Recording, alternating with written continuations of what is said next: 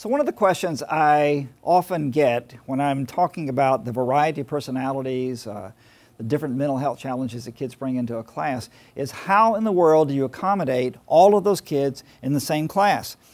How do you address each student's individual need in the midst of other kids who have their own unique needs as well?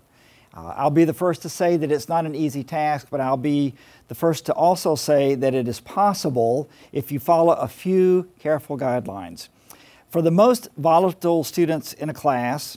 it's important to have eyes on that student when they come in, to check in with them to see how they're doing, to make sure that they are emotionally ready to be in class, and to quickly give them something to do to organize themselves when they sit down in class. So quick check-in is an important skill to do.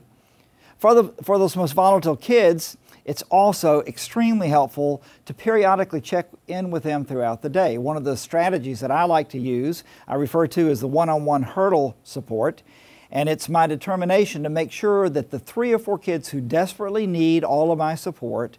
get it on doses throughout the school day. So I'm moving around the classroom, giving my proxemic support to all of the kids, but I'm making sure that I get to the few kids who really need to have my support.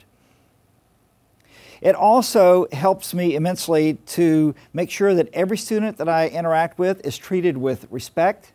and dignity, and what that really means is I interact with them in ways that don't embarrass them, that don't call them out in front of their peers,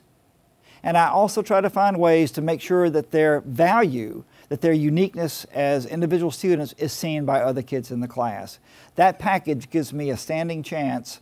of managing all of the complicated personalities in the midst of a classroom with 20 kids.